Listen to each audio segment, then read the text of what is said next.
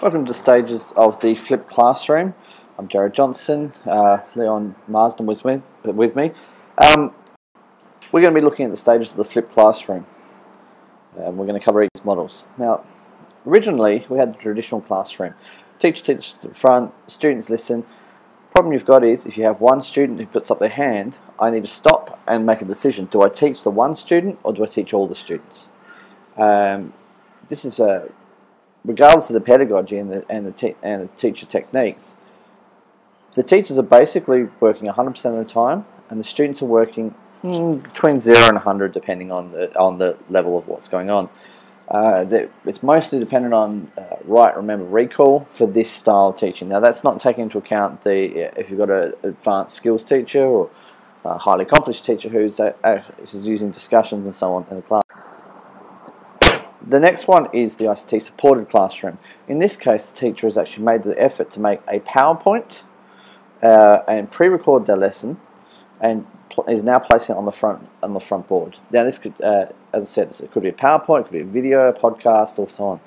Now, because they've made it already, from once it's been made, and from then on every year, the teacher can have it playing, and then they're free to move around the classroom. So if a student does have a question, the teacher can move to that student, answer the question, while the rest of the class is continuing on.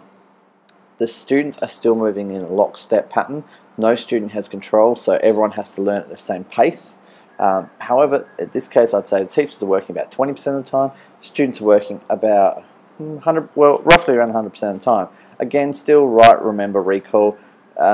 They don't have time to ask questions, and if the teacher thinks a question is important, they'll stop the whole class. So the teacher still has control of the entire of all learning. The ICT Enhanced classroom is for a school that has a lot of technology.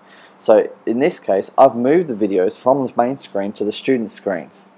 Now the students may listen or watch the videos on the individual screens, or they may share a headphone and listen together.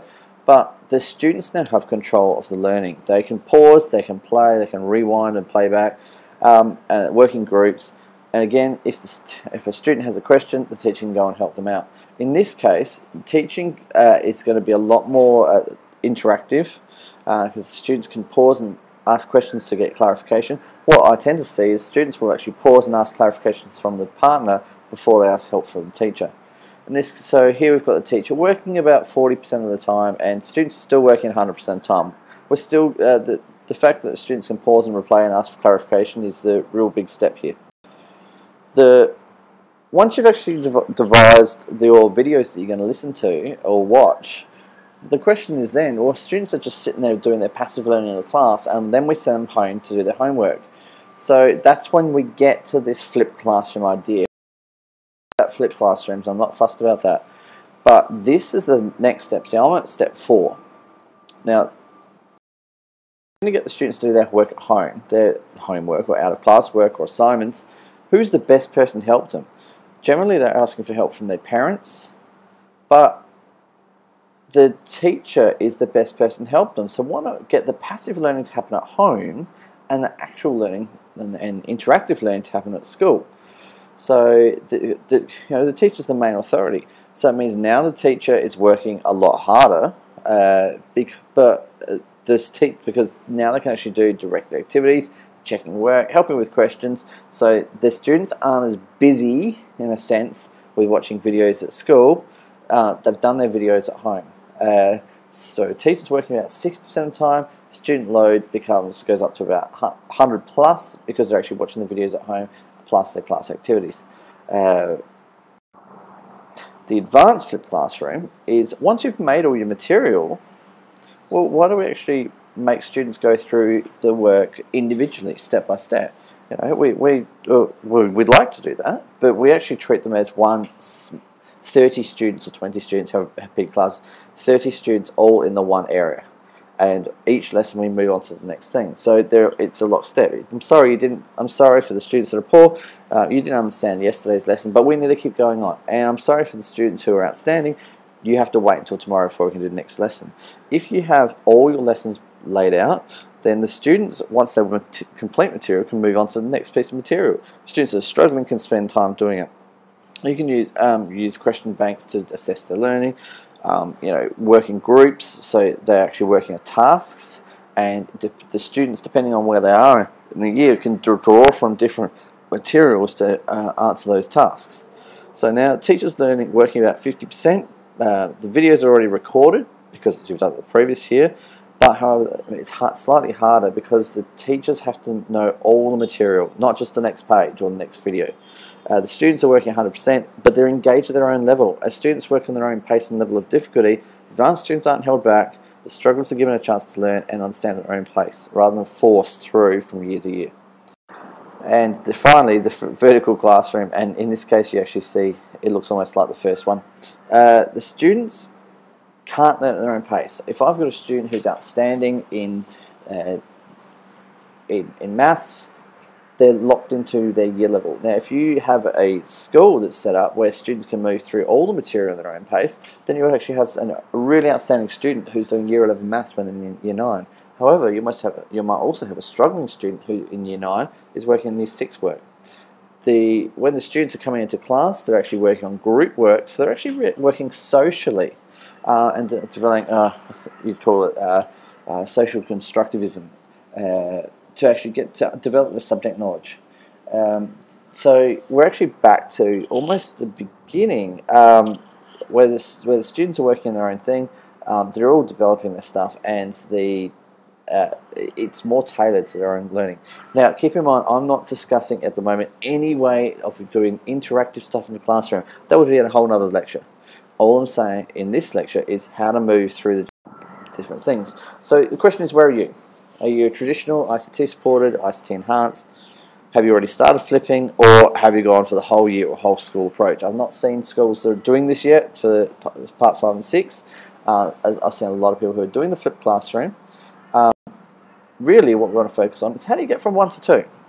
How do you get from the front screen and teaching like you would normally to on the side? So you may be starting off and you may just be doing whiteboard or blackboard notes. Now keep in mind, I realise everyone here is probably going to be an advanced teacher, but you would know there's someone in your school who's still working on whiteboards and that's all they do. And there'd be other people at your school who are working on PowerPoints and that's all they do. And there'd be some of your staff who are outstanding and doing videos and everything and probably have already flipped their classroom. So here what I would like to go through is what are the different steps to go. How do I go from a whiteboard to PowerPoint? How do I go from PowerPoint to narrated PowerPoint? How do I go from narrated PowerPoint to creating it as a video and pushing it to YouTube? And then how do you go for making a screen recording or a video? And we're going to go over those techniques now. Or today anyway.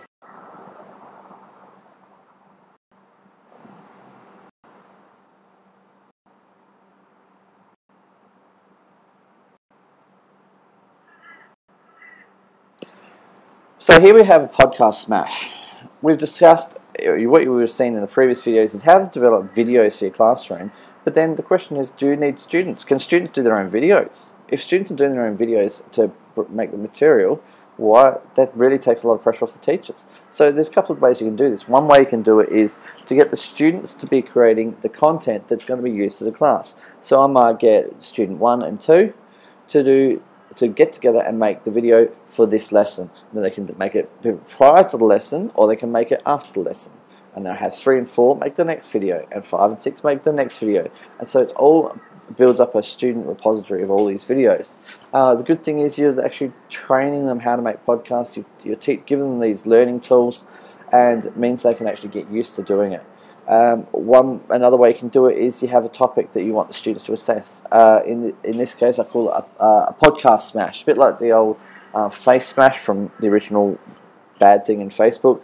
Podcast smash is you have 2 students, they both produce a podcast about the same material, and then the two videos are put up, and the students then can choose which one they think is best. So you might have 10 students all producing a podcast, or 10 groups of students all producing a podcast, and they randomly get selected two podcasts to watch, and they decide which one's best. Now, as the computers shuffle them all up and people are voting, you actually come out with a winner. So almost like a round robin tournament. You can do it, and it's similar, is you can do this with low tech, high tech, or whatever in between. Another way of doing it is the students go home and make a video on their device. They then come back, and in groups they sit there and watch everybody else's device. So, and they watch everyone else's podcast. They then move around, and then so if I've got a group of 4 in this case, they move around until they've watched all the videos, and then they decide who's in the group is the best.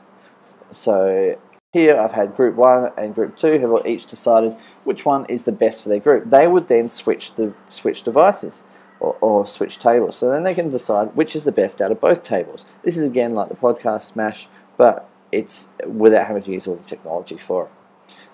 So this is another great way of getting to learn. Now think about what's actually happening. The students have gone and researched all the material, they've produced a podcast, they've come back, they've watched 4 podcasts plus the next one, so they've watched 5 or 6 copies of the same material, and now they've got a repository of the videos and the best video of the class. And you can then compete against different year levels.